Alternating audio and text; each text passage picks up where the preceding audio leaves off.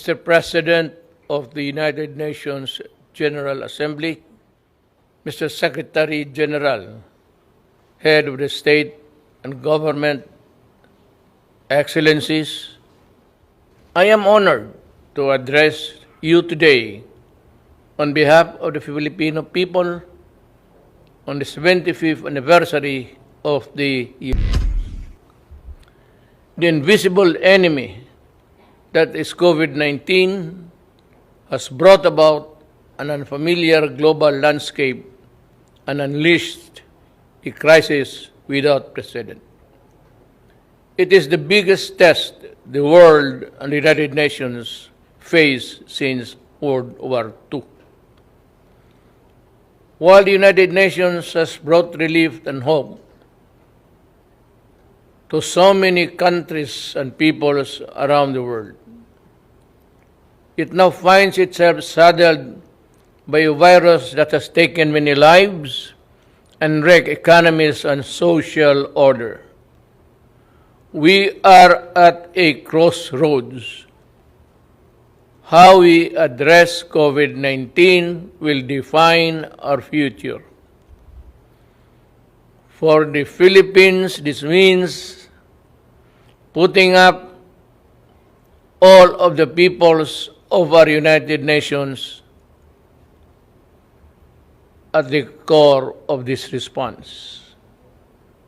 We will need to ask hard and fundamental questions about the vision and mission that the United Nations conceptualized 75 years ago. We need to ask ourselves whether or not we have remained true and faithful to the United Nations principles and ideals. Mr. President, in the light of the realities of the present, the Philippines grieves with all of the families all over the world who lost their loved ones to this horrible virus. We extend our heartfelt condolences. We salute all frontliners who put up their lives on the line even in countries not their own. So also do we honor and recognize the healthcare professionals who selflessly answered the call and to combat the COVID-19 pandemic despite its virulence and unknown characteristics. While each nation has its own strategy in fighting the pandemic, what the world needs are coordinated international plans and efforts to pursue a common purpose. COVID-19 knows no border, it knows no nationality, it knows no race, it knows no gender, it knows no age, it knows no creed. The Philippines values the role that the United Nations plays in its fight against the pandemic. And a middle-income country whose economic advantages have been derailed by the pandemic, we welcome the launch of the UN COVID Response and Recovery Fund. Ensuring universal access to anti-COVID-19 technologies and products is pivotal in the global pandemic recovery. The world is in the race to find safe and effective vaccine. When the world finds that vaccine, access to it must not be denied nor withheld. It should be made available to all rich and poor nations alike as a matter of policy. The Philippines joins our partners in the ASEAN and the non-aligned movement, and in raising our collective voice, the COVID-19 vaccine must be considered a global public good. Let us be clear on this. We can call for a global health agenda with enough resources, and policy space for the World Health Organizations, we need a WHO that is quick to coordinate and quicker to respond. The Philippines will do its part in the pooling of global resources. Our health workers are among the best. Mr. President, just as we needed stability and confidence because of the pandemic, geopolitical tensions continue to rise. Escalating tensions benefit no one. The new flashpoints heighten fears and tend to tear peoples apart. When elephants fight, it is the grass that gets trampled flat. Given the size and military might of the contenders, we can only imagine and be aghast at the terrible toll on human life and property that shall be inflicted if the world war deteriorates into a real war of nuclear weapons and missiles. I therefore call on the stakeholders in the South China Sea, the Korean Peninsula, the Middle East, and Africa. If we cannot be friends as yet, then in God's name, let us not hate each other too much.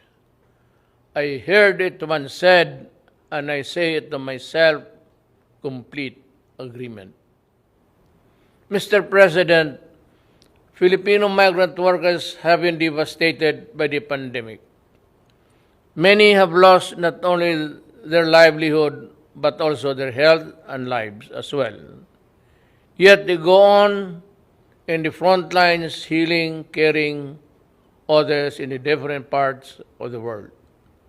The Philippine government has embarked on an unprecedented repatriation program. More than 345,000 overseas Filipino workers needed to come home then. We have brought back half and are bringing back the rest. We thank the countries that have provided Filipino migrants with residence permit, access to testing, treatment, and related health services in this pandemic. We brought back most of our seafarers who were stranded because of COVID-19 restrictions. We pioneered with the IMO of the Green Lane for a safe changes of seafaring crews. In these times, we need stronger cooperation in promoting and protecting the rights of migrants, regardless of their migrant status. We must all adhere to the Global Compact of safe, orderly, and regular migration. Unless states include all the migrants in this response to this pandemic, no one among us is safe until everyone is safe, as the Secretary General has said. With the poverty rate reduced at 16.6% and a sustained economic growth of 6.4%. Between 2010 and 2019, the Philippines was on track to becoming an upper middle income country by the end of 2020. But the pandemic has placed our economy in recession. Despite this downward pressure on growth, the Philippines remains committed to the Sustainable Development Goals. Mr. President, the same urgency needed to fight COVID-19 is needed to address the climate crisis. This is a global challenge that has worsened existing inequalities and vulnerabilities from within and between nations. Climate change has worsened, and the ravages of pandemic. People in the developing countries like the Philippines suffer the most. We cannot afford to suffer more. The Philippines joined the Paris Agreement to fight climate change. We call on all parties, especially those who have not made good their commitment to fight climate change, to honor the same. We call on all parties to strengthen communities and peoples for preparedness and resilience. We're talking about mankind and Earth, our one and only home. Mr. President, the Philippines will continue to protect the human rights of its people, especially from the scourge of illegal drugs, criminality, and terrorism. A number of interest groups have weaponized human rights, some well-meaning, others ill-intentioned. They attempt to discredit the functioning institutions and mechanisms of democratic country and a popularly elected government which in its last 2 years still enjoy the same widespread approval and support. These detractors pass themselves off as human rights advocates while preying on the most vulnerable humans, even using children as soldiers or human shields in encounters. Even schools are not spared from their malevolence and anti-government propaganda. They hide their misdeeds under the blanket of human rights, but the blood oozes through. To move forward, open dialogue and constructive engagement with the United Nations is the key. But this must be done in full respect of the principles of objectivity, non-interference, non-selectivity, and genuine dialogue. These are the fundamental basis for productive international cooperation on human rights. Mr. President, terrorism looms large. As I said at the Aqaba process, the Philippines will do everything and partner with anyone who would sincerely desire to protect the innocent from terrorism in all its manifestations. The Marawi siege, where foreign terrorist fighters took part, taught us that an effective legal framework is crucial. Our 2020 Anti-Terrorism Act shores up the legal framework by focusing on both terrorism and the usual reckless response to it. Its enactment was done pursuant to our commitment and the strict adherence to the relevant Security Council resolution and the UN Global Counter-Terrorism Strategy. Most importantly, we remain committed to rebuild the stricken community and address the root causes of terrorism and violent extremism in my country.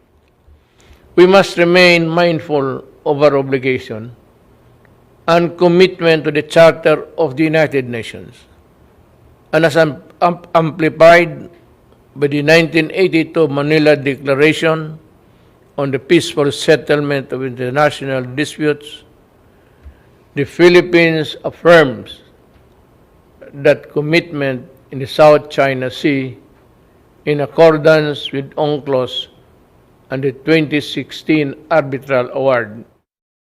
The award is now part of international law, beyond compromise and beyond the reach of passing governments to dilute, diminish, or abandon. We firmly reject attempts to undermine it.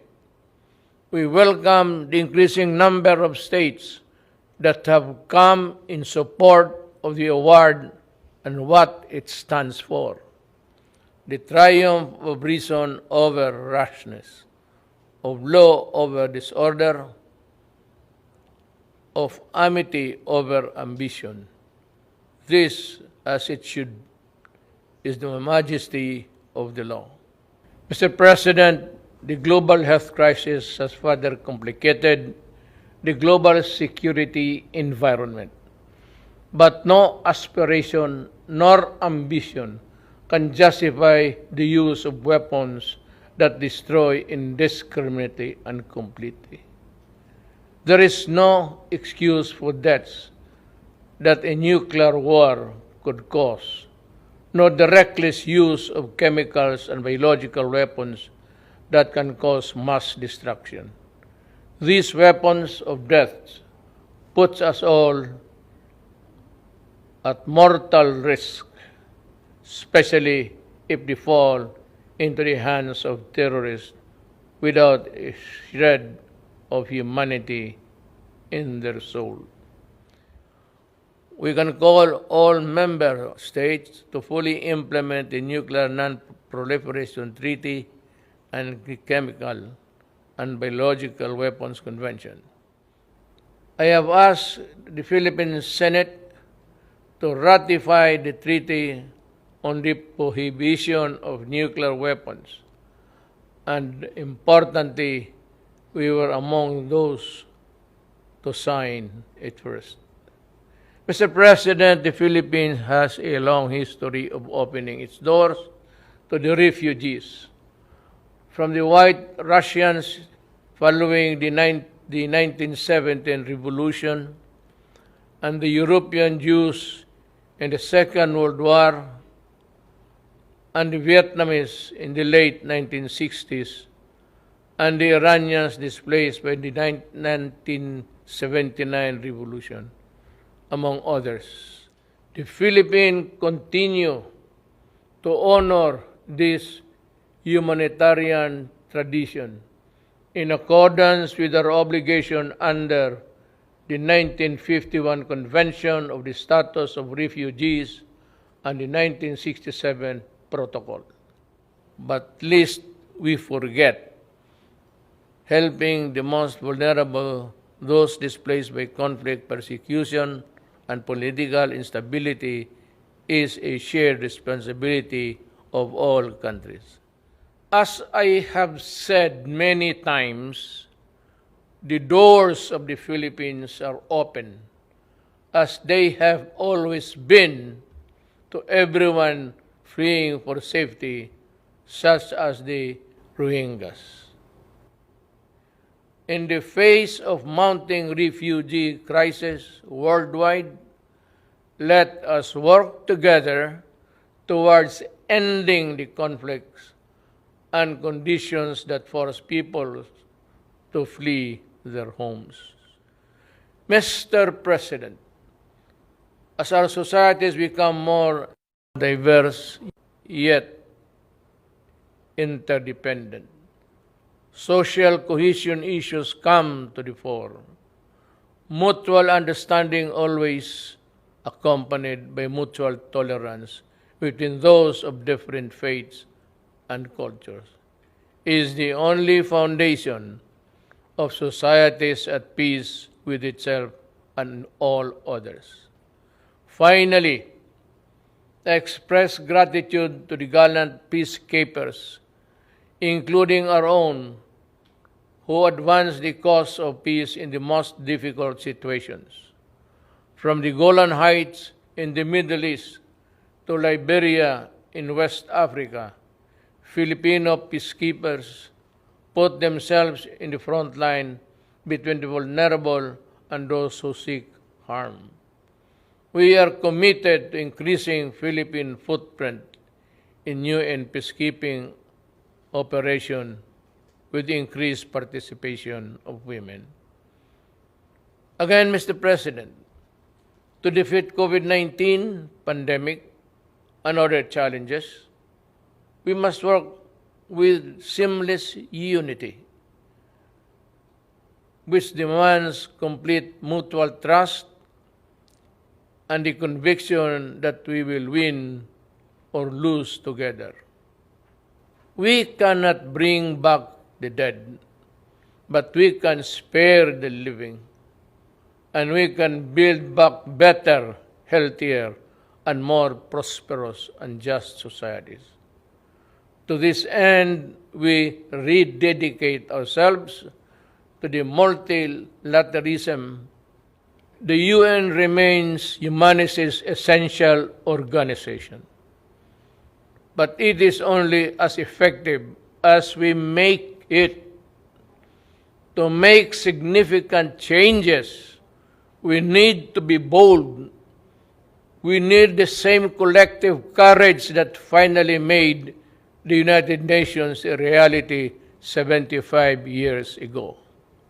We need to act on long-standing recommendations to improve the Security Council's composition and working together and working methods, to strengthen the role of the General Assembly and to streamline the processes and the operation of the UN. Indeed, to be ready for the new global normal, it cannot be business as usual for the UN. Let us empower the UN, reform it to meet the challenges of today and tomorrow. Let us strengthen it so it can fully deliver its mandate to maintain peace and security, uphold justice and human rights, and promote freedom and social progress for all. After all, we are the United Nations. Thank you.